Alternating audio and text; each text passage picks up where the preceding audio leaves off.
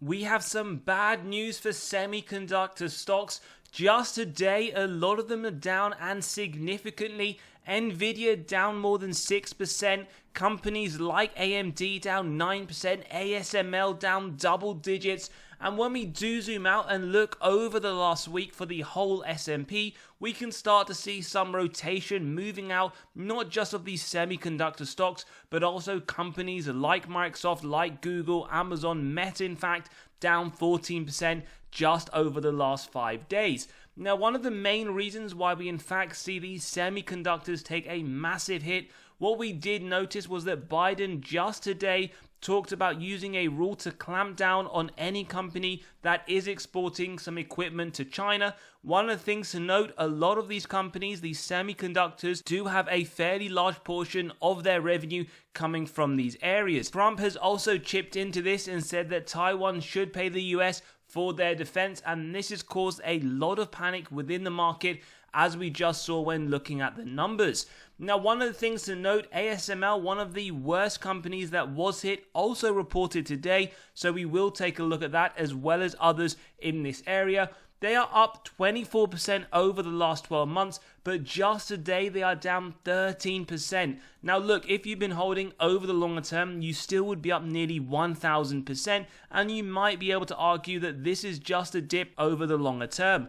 Now currently, over the last 52 weeks, it is still trading in the mid to upper end, and we also get a double buy rating from Seeking Alpha and Wall Street, with a hold from Quant. Now it does have a fairly expensive forward P as well, just over 51.5, so it is something to bear in mind. It could be that maybe the AI bubble is popping. This is what a lot of analysts are talking about, but again, it is important to understand what do the numbers show. And when we actually take a look at their earnings, it was very strong. As we can see, their bookings do surge as AI chip demand boosts. Now this is very important. The underlying point that we want to understand is this company, or are these semiconductors, we should say, still progressing in terms of their revenue, their earnings per share, as well as the fundamental metrics. Well, that does seem to be the case for ASML. In fact, when we do look at the numbers, we will be able to see that they beat on both the earnings per share as well as their sales, and in fact their net bookings on orders is around 5.6 billion euros, and that is more than 24%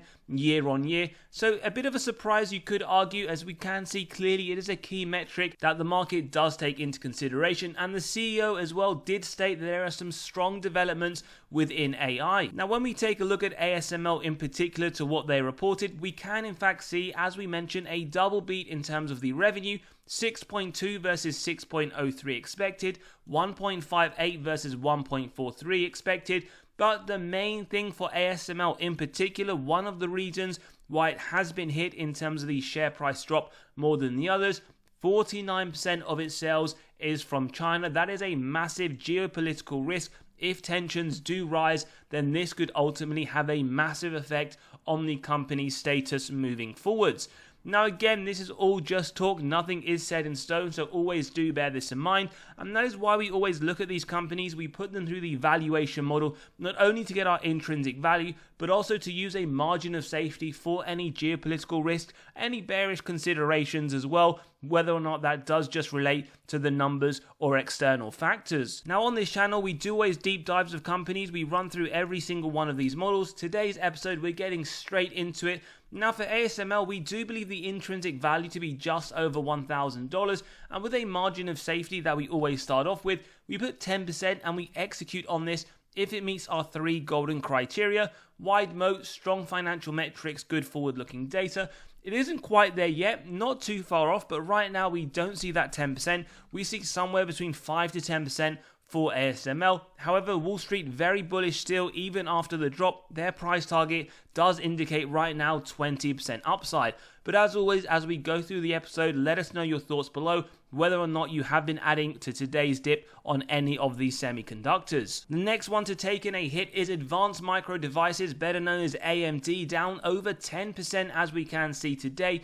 although over the last year it is still up around 35%. Right now it is trading in the midpoint of the 52-week range with a double buy rating, although the hold does come from quant, and then again we can see the forward P sitting at just below 51. Something to bear in mind then is that you could argue that a lot of these valuations have outgrown the company and they were due for a massive pullback right across the board. Now again, even if you are a shareholder over the longer term, probably this dip may not concern you. You would be up over 4,000%. And when we do run this company within the valuation model, our intrinsic value of $190 isn't dissimilar from Wall Street with their target, and they see around 20% upside over the next year. Now, in terms of our margin of safety, as always, when we put a 10% in, it does look to be a buy at around $171, and at 50%, pretty much around the current trading price. So for AMD, we see a 15% MOS level, with Wall Street, as we can see, still bullish with a 20% upside to the current value right now. Before we continue, just to let you know that we have released our latest free weekly article. If you want access to this or any others, it is all completely free. You can click on the pinned comment below and read straight away. One of our latest articles as well, the Undervalued Dividend Kings, also comes with a free spreadsheet where you can take a look at a list of some undervalued companies that we do still believe to be a buy. Now the next one that has taken a hit, it is Qualcomm. Now this one is down nearly 9%, but again still up around 55%, just showing that even after all of the dips today, these semiconductors have still performed very well over the last year. They also get a double buy with the hold from quant. Trading again very similar to the upper end of the 52-week range. This one also has a dividend of 1.62% and a forward P that does seem to be a lot more attractive at 21, which is also lower than the S&P's 23. Now over the last 10 years we can see you would have outperformed the S&P and you would be up 141%. Now in terms of Qualcomm, we do believe it to be a very strong company. Our intrinsic value, in fact, $219, and this was one of those companies at the beginning of 2024 we did say was a very strong company to possibly be the best AI stock this year. Now in terms of the current price at 191, the margin of safety at 10% does indicate a buy at 197. At that 15% level, it isn't quite there yet, so we see somewhere between a 10 to 15% MOS, with Wall Street declaring around 9% upside. Their price target is lower than what we see as the intrinsic value at $209. We keep moving, and the next one under the radar is Broadcom, with actually a strong buy still from Wall Street. Bear in mind we did a deep dive on this recently. It was one that essentially Nancy Pelosi, the politician trader, did recently add to her stock portfolio, and it is up around 71%. Bear in mind they just had a 10-for-1 stock split, so this was trading at a much larger price, but in the grand scheme of things it doesn't change anything fundamentally. As we can see in the upper end of the 52-week range, it also has a forward yield of 1.24% and a forward P that, whilst it does look very expensive at 36, is lower than the majority of those that we have covered so far. Up 71%, as we mentioned, over the last 10 years, again, up more than 2,000%. Now with Broadcom, in terms of the valuation, our intrinsic value of 165 is significantly lower than Wall Street, who, as we mentioned, strong buy, and they see 21% upside. In terms of margin of safety, well, at 10%, we pretty much see 149, so it isn't quite there yet. Even after the drop, right now, we only see 5%. But as always, a lot of people will deem some of these semiconductors to be worth buying at a premium, or in fact, even at its intrinsic value of 5% MOS. So do give us your thoughts below. The next one is Nvidia. No surprises that we do see a Wall Street strong buy here. Again, trading towards the upper end of the 52-week range, even though it has a yield incredibly tiny at 0.03%. Forward P again does look pricey at over 46. Over the last year, up 154%. Just over the last month, though, it is down around 11%. And if you've been a shareholder over the last 10 years, well, you probably would be loving life. More than 26,000% share price appreciation. Now, in terms of our valuation, we do see around $140 as the intrinsic value. Again, not dissimilar from Wall Street with their upside of 20%. And when we do look at that margin of safety, at 10%, we consider it buy up to 126. At 15%, up to 118, pretty much at this value today. So for the big semiconductor company Nvidia, a 15% MOS with 20% upside from Wall Street. This then takes us to Supermicro Computers with a double buy and a hold from quant, trading in the midpoint of the 52-week range. forward P of around 37, and we can see down around 7% just today. And even with that, they are still up 170% over the last 12 months, and over the last 10 years you would be up more than 3,000%. And as we can see, it does look like a very small dip over the last 10 years.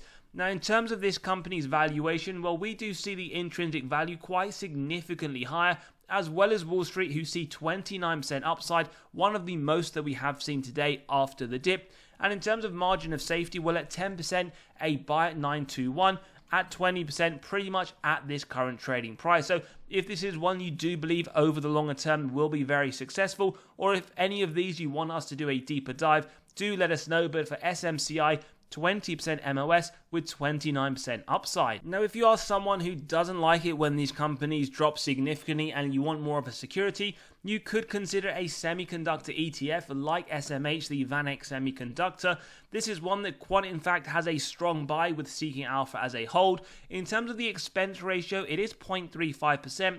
Currently at the mid to upper end of the 52-week range, and has been up very strongly, 71% over the last 12 months. Over the last 10 years, up 951%. And in terms of the holdings, to break it down, their top 10 holdings you can see on screen, with the majority in Nvidia at nearly 20%. So if this is one that you want exposure to in terms of Nvidia or maybe TSM, but you don't necessarily want the risk if it does dip to significantly hurt your portfolio, you could argue that potentially whether or not it is this semiconductor ETF, you could look into this area. If you enjoyed today's episode, smash that like button, hit that subscribe and bell button, let us know your thoughts below, and we'll see you all on the next one.